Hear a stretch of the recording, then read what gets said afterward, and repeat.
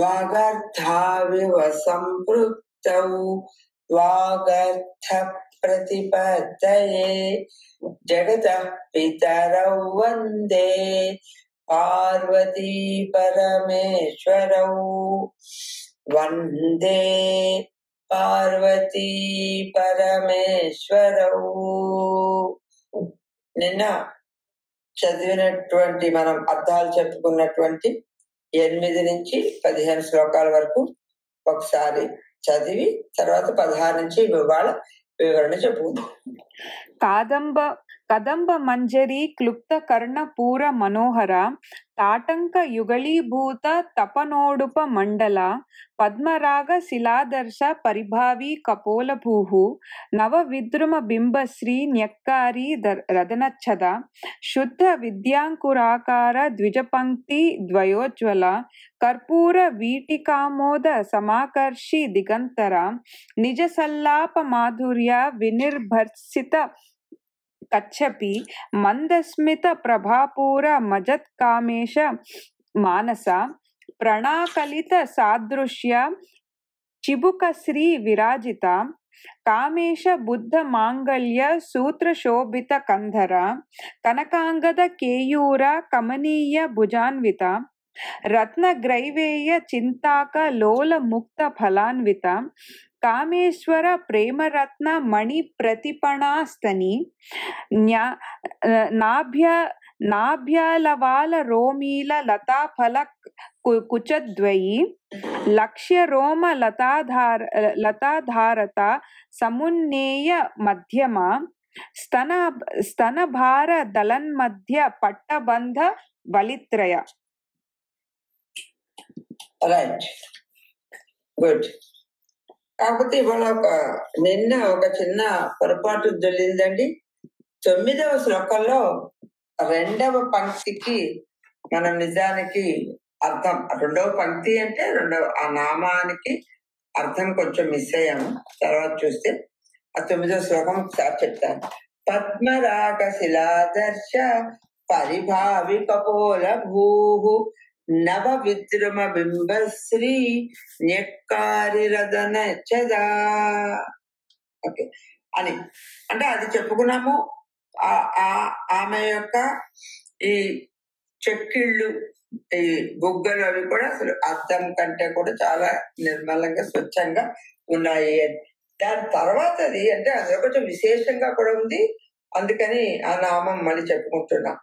ఇక్కడ ఏం చెప్తున్నారండి అంటే నవ విద్రుమ బింబ శ్రీ న్యక్కారి రదనచ్చదా అంటున్నారు. ఇక్కడ బింబ అంటే బింబ ఫలం దొండ, ఓకే, మనందరికి తెలుసు. తర్వాత అది కొత్తగా పండినటువంటి దొండ పండు అని. బింబ శ్రీ న్యక్కారి రదనచ్చదా. ఈ ఆవిడ మనం ఒక్కొక్క వర్ణన చూస్తున్నా కదండి. చెక్కిళ్ళు అయిన తర్వాత పెదాల యొక్క వర్ణన చెప్తున్నారు. ఈ పెదాల యొక్క వర్ణన చెప్పేటప్పుడు ఈ ఎరుపు రంగు మనతో మన దాన్ని విశేషంగా కలిపి చెప్తున్నారు. పగడం స్వతహాగా ఎర్రగా ఉంటుంది నిజమే, కానీ పగడంలో మంచి ఎరుపు మనకి కనపడాలి అంటే అప్పటికప్పుడు దాన్ని కనుక సాన పెడితే సాన పెట్టిన వెంటనే చాలా ఎర్రగా చక్కగా అందంగా కనపడుతుంది. అదే దొండపండు అనుకోండి, స్వతహాగా అది పచ్చగా ఉండి కాయలా ఉండి అది ఎర్రగా పండినప్పుడు దాని యొక్క శోభ అంటే దాని యొక్క అందం కనపడుతుంది.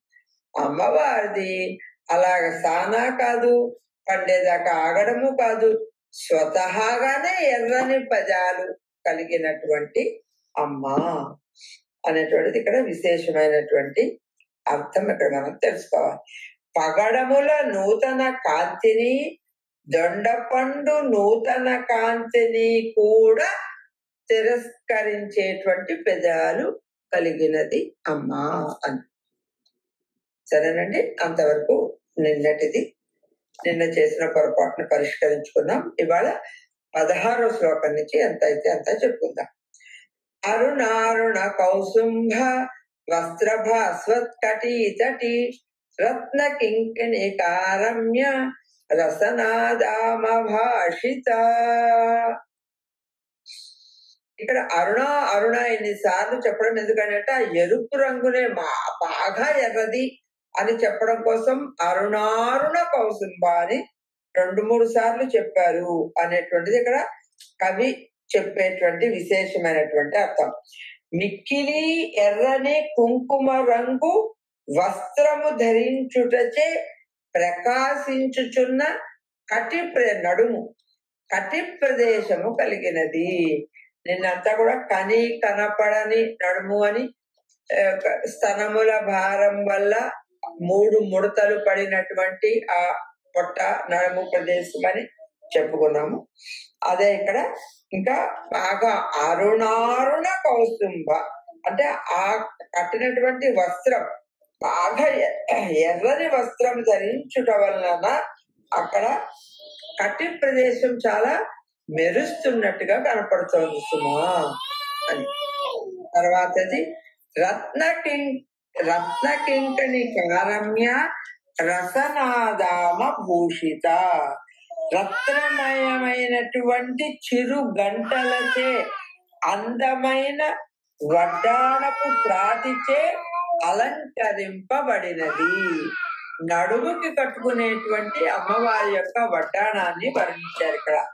ఆ రత్నము యొక్క చిరు గంటలు, చిన్న చిన్న గంటలు కట్టుకుంటారు కదండి, అటువంటి రత్నములు ఉండి చిరుగంటలు కలిగి ఉన్నటువంటి ఒక అందమైన వడ్డాణము త్రాటిచే అలంకరింపబడినది.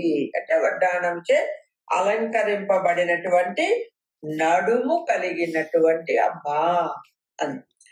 తర్వాత శ్లోకం కామే సజ్ఞాత సౌభాగ్య మార్దవోరుద్వయాన్విత మాణిక్య మకుటాకార జానుద్వయ విరాజిత. కామేశ్వరునికి మాత్రమే తెలిసేటువంటి సొగసు ఏందండి?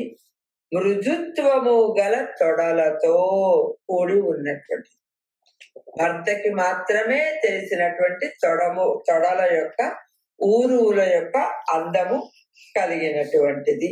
అంటే ఆ తొడల యొక్క సాఫ్ట్నెస్, అందము అనేటువంటిది ఇక్కడ మనకి చెప్పుకున్నారు. తర్వాత అది మాణిక్య మకుటాకార జానుద్వయ విరాజిత.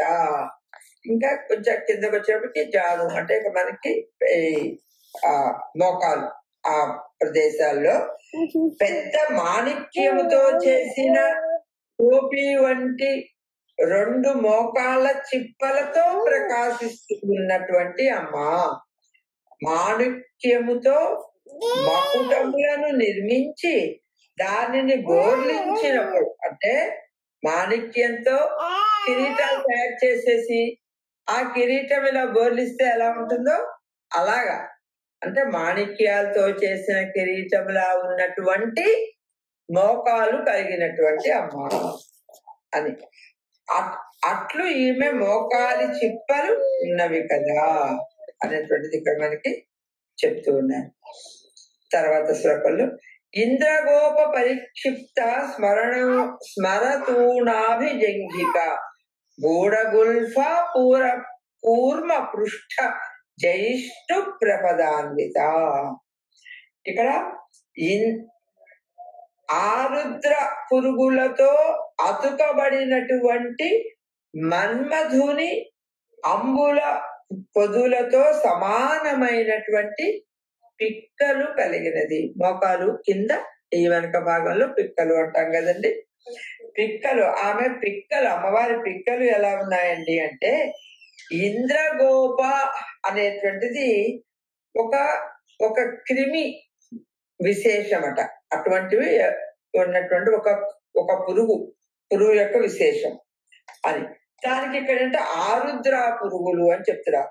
ఆ పురుగులు ఎక్కడున్నాయటండి అంటే మన్మధుడి బాణాలకు అతికించినట్టుగా ఆమె, అంటే మన్మధుడి బాణంలాగా ఆమె పిక్కలు ఉన్నాయి. అంటే ఆరుద్ర పురుగులుటండి వర్షాకాలంలో పుడతాయట. అవి చాలా ఎర్రగా ఉంటాయి.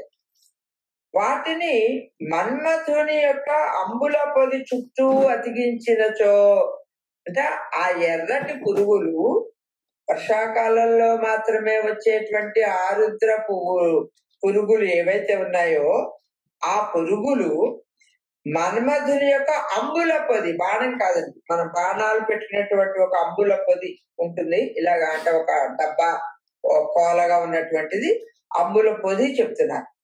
అంబుల పొదికి చుట్టూ అతికినచో ఆ ఎర్రటి పువ్వులు ఈ అంబుల పొది చుట్టూ అతికిస్తే ఎంత అందంగా ఉంటుందో అంత అందమైనటువంటి పిక్కలు కలిగినవి. ఇక్కడ ధనుస్సు కాదు, బాణం కాదు, అంబుల పొదిలా ఉన్నటువంటి ఆమె పిక్కలు అని చెప్పేసి ఈ ఆరుద్ర పురుగుల విషయం ఒకటి కొత్తగా వచ్చింది ఇందులో మనం తెలుసుకోవాల్సింది. ఓకే, అంటే ఏంటంటే ఇది అది అసంభవము, అంటే అమ్మగారి పిక్కల యొక్క అందం మాత్రం సంభవము అనేది మనకి ఇక్కడ తెలిసేలా చెప్తున్నారు. తర్వాత ఇక్కడ కొంచెం విడదీసి ఉన్నాయండి. గూఢ గుల్ఫా అనేది ఒక నామము, తర్వాత కూర్మ పృష్ఠ జ్యేష్ణు ప్రపదానుత అనేది ఇంకో నామం. మామూలుగా మీరు గమనిస్తే 32 అక్షరాలు ఉంటాయండి ప్రతి శ్లోకంలో, 16. అందుకని ఒక 16 అక్షరాలతో ఉన్నది ఒక నామం, తర్వాత 16 అక్షరాలతో ఉన్నది ఇంకో నామం. ఓకే, ఇవన్నీ మీకు మామూలుగా తెలిసే ఉంటాయి మంత్రాలు చేసేటప్పుడు ఇన్ని అక్షరాలు అని. అది ఇక్కడ మనకి గూఢ గుల్ఫా అన్నారు అంటే ఇక్కడ 4 అక్షరాలతో ఒకటి, కానీ మిగిలిన 12 అక్షరాలు ఇంకో నామం. రైట్, ఇక్కడ 4 అక్షరాలతో ఉన్నటువంటి నామం. రహస్యమైనటువంటి చీలి మండలు కలిగినది, చక్కని చీలి మండలు కలిగినది. అంటే చీలి మండలు అంటే కింద మడము అంటాము.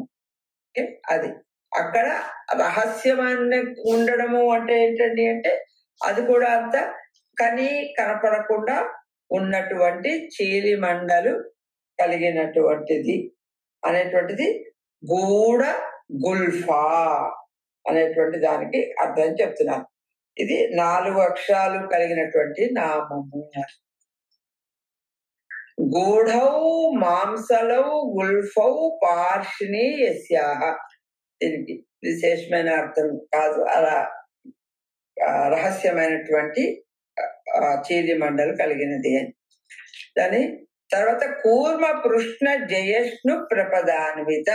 మరి ఇక్కడ వచ్చేటికి తాబేల్టండి. తాబేలు వీపు ఎంత స్ట్రాంగ్ గా అంటే ఎత్తుగా ఉంటుంది, స్ట్రాంగ్ గా ఉంటుంది. అలాగా ఈమె యొక్క మీకాళ్ళు అని తెలుగులో చెప్తున్నారండి. అంటే టిప్ ఆఫ్ ద టోస్ అని మీనింగ్ కనపడుతుంది. అంటే ఈ వేళ్ల ముందు ఉన్నటువంటి భాగాలు అవి మాత్రం స్ట్రాంగ్ గానే ఉంటాయి అని, అది తాబేలు మీద ఉన్నటువంటి ఆ దట్టమైనటువంటి భాగంతో మనకి పోల్చి చెప్తున్నారు.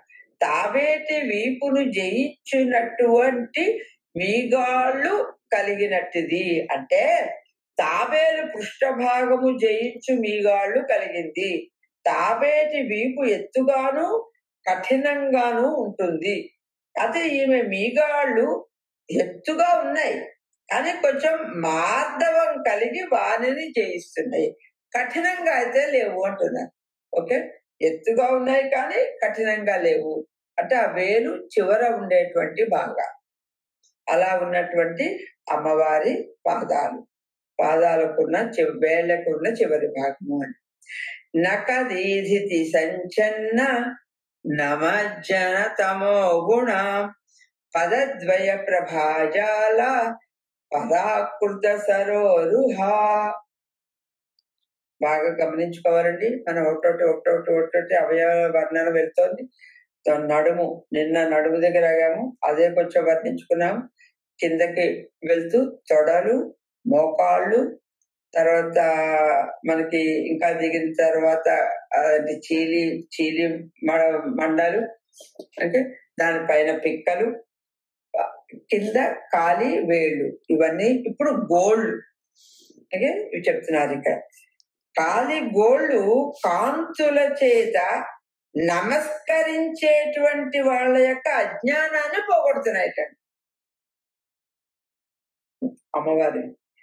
అది నఖ దీధితి అంటే నఖ గోళ్ళ యొక్క ప్రకాశం, దాని ఆ సంచలనం ప్రకాశం కలిగినటువంటి ఆ గోళ్ళు ఏం చేస్తారండి? నమత్ జన తమో గుణాహం అంటే ఏ జనాలైతే ఆమె పాదాలకి నమస్కరిస్తున్నారో వాళ్ళకున్న తమో గుణాన్ని ఇక్కడ సంచలన అంటే పోగొడుతోంది అని ఈ నామానికి అర్థం. పదద్వయ ప్రభాజాల పరాకృత సరోరుహ పాదకాంతి రెండు పాదాలు పాదకాంతి చేత పద్మములను తిరస్కరించినటువంటి పాదముల యొక్క జంట. ప్రభ అంటే కాంతులు ముందు నుంచి చెప్పుకుంటున్నాము. ఓకే, జాల అంటే సమూహము చేత, పరాకృత అంటే తిరస్కరించబడినటువంటి, సరోరుహ అంటే సరస్సులో ఉండేటువంటి పద్మ. ఓకే, అంటే ఈవిడ పాదాల యొక్క కాంతి వల్ల అక్కడ ఉండేటువంటి పద్మాల యొక్క కాంతి కనపడట్లేదు, అవి తీసిగట్టి అయిపోయాయి. తర్వాత 20వ శ్లోకం అండి. సింజానమణి మంజీర మండిత శ్రీ పదాంబుజ మరాళీ మందగమన మహాలావణ్య సేవధి అంటే ఇక్కడ తమాషాగా ఒక పదం గుర్తుపెట్టుకోవాలి. సింజాన అనేటువంటిది ఒక ఆ చప్పుడు అండి, కేవలం ఆభరణాల నుంచి వచ్చే చప్పుడునే సింజానమణి ధ్వని అంటారు. అంటే చూడండి, గలగల మనకు కూడా కొన్ని తెలుగులో పదాలు ఉంటాయి. ఓకే, అంటే కాలు మువ్వల చప్పుడు. ఇప్పుడు బడబడ డబడబా అనే పదాలు కూడా అంటాం. ఇప్పుడు కాలి గజ్జల చప్పులు వాటిని డబడబా అని అనుకుందండి. అలా ఇక్కడ సింజానమణి అంటే సింజాన అనేటువంటిది సంస్కృతంలో ఆభరణాల నుంచి వచ్చే శబ్దాన్ని అలా అంటారట. అది ఓకే, ఆ సింజామ అయితే అది ధ్వనించు మణులు కలిగినటువంటి అందరిచే అలంకరింపబడిన మిక్కిలి శోభ కలిగినటువంటి పాదాలు ఉన్న పట్టీల యొక్క ధ్వని ఇక్కడ మనకి చెప్పడం జరిగింది. మరాళీ మందగమన ఇక్కడ చూసుకోవాలి మళ్ళీ. మరాళీ మందగమన అనేది ఒక నామము, మహాలావణ్య సేవధి అనేది ఇంకో నామం. అంటే మరాళీ అంటే ఫీమేల్ స్వాన్, ఆడు హంస. అలాగా నెమ్మదైన గమనం, మందగమనం కావాల్సిన వాళ్ళు ఇది గుర్తుపెట్టుకోవచ్చు. అయితే సినిమా పాటలో ఎక్కడో మందగమన అని ఎక్కడో వచ్చిందిట. ఓకే, ఇక్కడ మరాళీ మందగమన ఆడు హంస వల్లే నెమ్మదిగా నడిచే అంటే నెమ్మదైన నడక కలిగినటువంటిది. ఓకే, అలసమైన గమన అంటున్నారు. అంటే కొంచెం కాస్త నెమ్మది అంటే అలాగే కొంచెం బద్ధకంగా నడిచేటువంటి నడక లాంటిది అని ఇక్కడ మనకి మరాళీ మందగమన. మహాలావణ్య సేవధి అంటే గొప్ప లావణ్యం కలిగినటువంటిది, గొప్ప సౌందర్యమునకు ఘని అయినటువంటిది. ఇక్కడ సేవధి అనేటువంటి నిధి అనేటువంటి అర్థం, ఒక ట్రెజరర్. దానికి తెలుగులో అదొక ఘని అనేటువంటి అర్థం తీసుకున్నారు. మహాలావణ్యం అంటే మిక్కిలి గొప్ప అందమునకు ఆవిడ ఒక ట్రెజర్, ఒక ఘని అనేటువంటిది ఇక్కడ అర్థం చెప్తున్నారు. 21వ శ్లోకానికి వస్తే సర్వారుణానవద్యాంగి సర్వాభరణ భూషిత శివకామేశ్వరాంకస్థ శివా స్వాధీన వల్లభ. మళ్ళీ ఇక్కడ సర్వారుణ ఒకటే పదం, అంటే అన్నిటి యందు ఎర్రని కాంతి కలిగినటువంటిది. అంటే ఒక సకల వస్తువుల యందు కూడా అరుణ ఎరుపు కాంతి కలిగినటువంటిది. అంటే దేవికి సంబంధించిన వస్త్రములు, ఆభరణములు, పుష్పములు, శరీర కాంతి వీటన్నిటి యందు కూడా ఎర్రని వర్ణము కలిగినది అని. మళ్ళీ ఈ సర్వారుణ అనేది ఒక 4 అక్షరాలు ఉన్నటువంటి ఒక నామము. సర్వారుణ. తర్వాతది అనవద్యాంగి. అంటే వద్యం అంటే అంటే దోషం. అనవద్యం అంటే దోషం లేనిది, ఏ లోపము లేనటువంటి.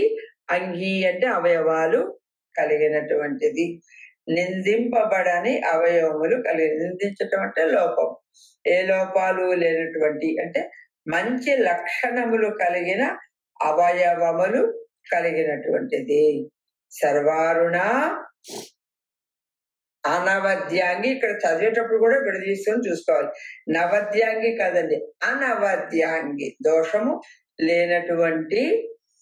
సర్వాభరణ భూషిత అంటే ఈ ఆభరణాలు కూడా రకాలు ఉన్నాయటండి. చూడామణి మొదలు తల మీద పెట్టుకునే కాలి వేలి చుట్టూ వరకు ఉన్న ఆభరణాలు, ఇది కల్పసూత్రంలో తెలిపిన ప్రకారం 40 విధాల ఆభరణాలు ఉన్నాయట. అవన్నీ ధరించినటువంటి ఆమె కనుక ఆవిడ్ని సర్వాభరణ భూషిత అన్నారు. ఇంకొకటి ఉందండి మళ్ళీ, శివ కామేశ్వరాంకస్థ అనేది ఒకటి.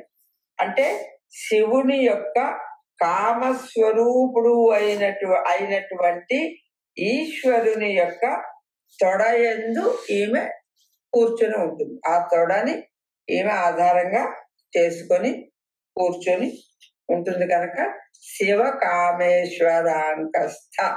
ఇందులో మళ్ళీ శివ అనేది ఒక పేరు.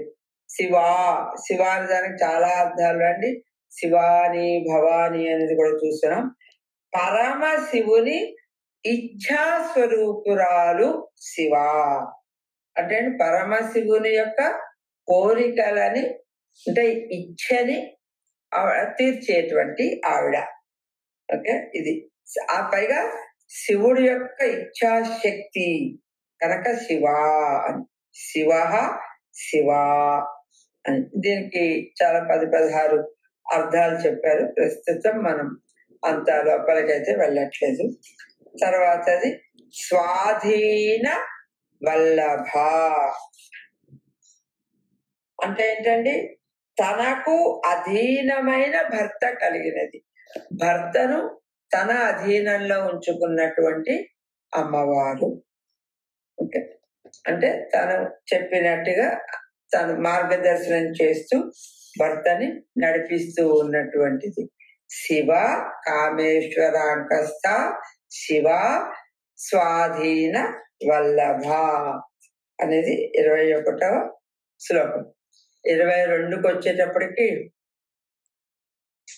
సుమేరు శృంగ మధ్యస్థ శ్రీమన్నగర నాయిక చింతామణి గృహాంతస్థ పంచబ్రహ్మాసన స్థిత. ఇది కొంచెం విశేషంగా ఉందండి. వీళ్ళైతే ఇది ఒకటి చెప్పుకురాకుండా ఎన్నింటి 16 మొదలు పెట్టామా, 16, 17, 18, 19, 20, 21, 22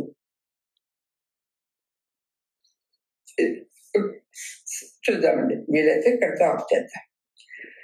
ఇక్కడ సుమేరు శృంగ మధ్యస్థ అంతవరకు తీసుకుంటే మేరు పర్వత శిఖరములలో ఉన్న మధ్య శిఖరములో అమ్మవారు ఉంటుందిట.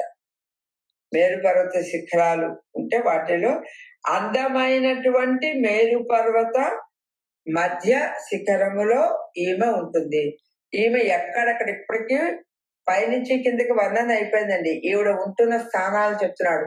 శివుని యొక్క తొడ మీద ఉన్నటువంటి అమ్మవారు అంటే కూర్చున్నటువంటి అమ్మవారు చెప్పుకున్నాం. ఇక్కడ మేరు పర్వత మధ్య పర్వతంలో ఉండేటువంటి అమ్మవారు అని ఒకటి ఇక్కడ అర్థం చెప్పుకుంటున్నాం. సుమేరు శృంగ మధ్యస్థ అని. తర్వాతది శ్రీమన్నగర నాయిక. శ్రీమన్నగరం అంటే ఐశ్వర్యం కలిగినటువంటి నగరం, అది విద్యానగరం.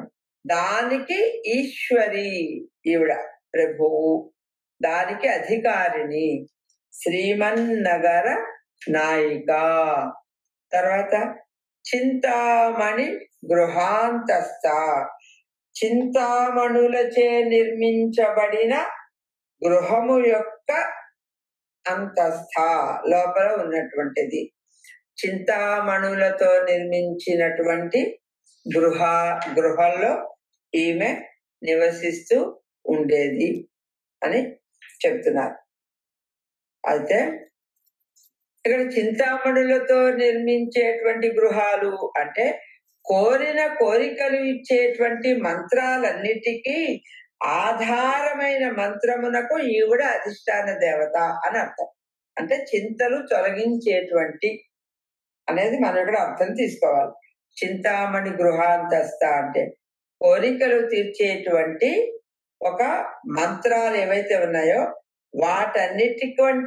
వాటన్నిటికీ ఆధారమైనటువంటి ఏదైతే మంత్రం ఉందో ఆ మంత్రానికి ఈవిడ అధిష్టాన దేవత.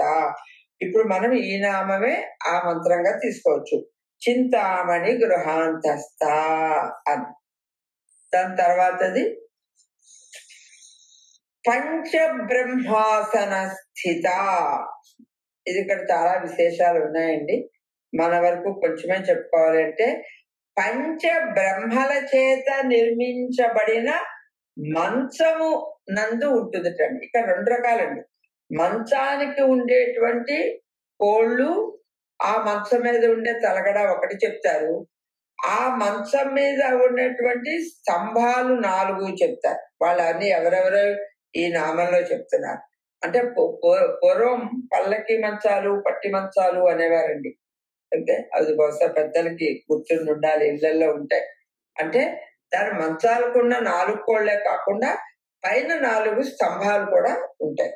అయితే ఇక్కడికి వచ్చేటప్పటికి ఈవిడికి 5 ఉన్నటువంటి మంచం మీద అమ్మవారు కూర్చొని ఉంటుంది అని. బ్రహ్మ, విష్ణు, రుద్ర, ఈశ్వరుడు 4 కోళ్ళు అయితే 5వది శివాత్మకము అయినటువంటిది మహేశానుడు అనేటువంటి ఆయన తలగడాట. మనం అనుకున్న పిల్లోలు. అలాగా ఈ 5 కలిగినటువంటి మంచం. బ్రహ్మ, విష్ణు, రుద్ర, ఈశ్వరుడు 4 కోళ్ళు. మహేశానుడు అనేటువంటి ఆయన తలగడ. అలా ఉన్నటువంటి ఒక అందమైనటువంటి మహా మంచం ఉందిట. ఓకే, ఆ మంచం మీద సుందరమగు దాని మీద ఇంకో 4 చెప్తున్నారండి.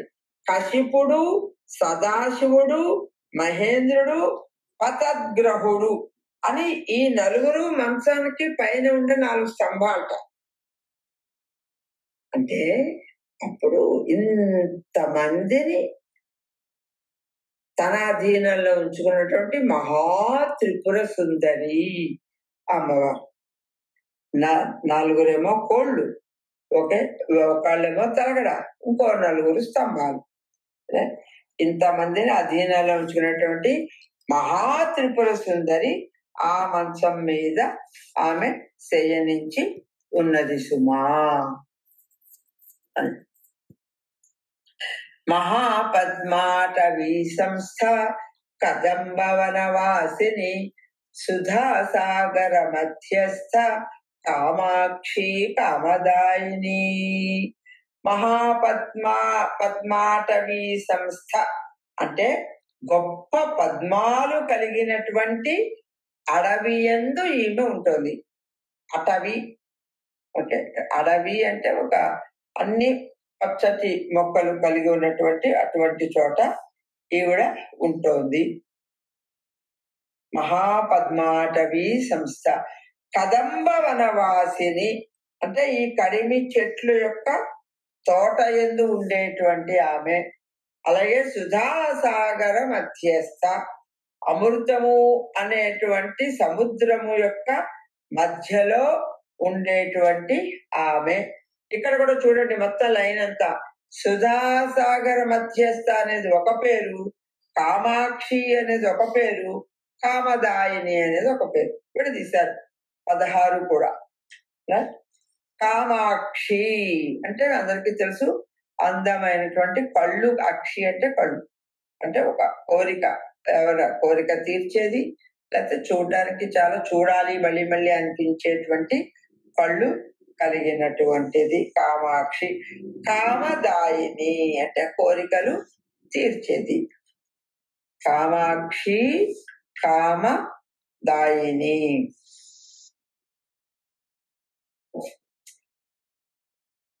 అక్కడితోటి 23వ శ్లోకం మనం పూర్తి చేసుకున్నాము కనుక ఇక్కడితో ఆప్ చేద్దాము. అందరం బాగా గుర్తుపెట్టుకోవాలండి. వర్ణన వర్ణన వర్ణన. విశేషంగా మనం లలితా సహస్రం ఎందుకు చదువుతున్నామండి అంటే ఎక్కడ అర్థం తెలుసుకుంటే ఎక్కడ విడదీయాలో అక్కడ విడదీస్తూ ఆ శ్లోకంలో ఉండే ఎన్ని అక్షరాలతో నామాలు ఉన్నాయో తెలుసుకుంటూ, విడిగా నామం చదువుకునే వాళ్ళు అంతే. ఇప్పుడు పంచాక్షరి, షడక్షరి, అష్టాక్షరి అంటారు. అంటే అర్థం ఏంటండి? 5 అక్షరాలు కలిగేటువంటి ఒక మంత్రం. అలాగే ఇందులో ఇక్కడ మనకి చతుర్థాక్షరి ఉంది, షోడశాక్షరి ఉంది, ఇవన్నీ ఉన్నాయి. సో ఈ నామాలు తలుచుకుంటూ అలా ఉన్న అర్థాలు తెలుసుకుని అలా ఉన్నటువంటి అమ్మవారిని తలుచుకుంటూ మనం సాధనలో ముందుకి వెళ్ళడం కోసమే మనం ఈ చదవడం మొదలు పెట్టాం. అందుకని అందరం కూడా అర్థం చేసుకుందాం, సాధనలో ముందుకి వెళ్దాం. అందుకని అందరికి కూడా స్వస్తి. ఓం శాంతి. స్వస్తి శాంతి. ఇది మనం వచ్చే దాంట్లో 24వ శ్లోకం నుంచి చెప్పండి.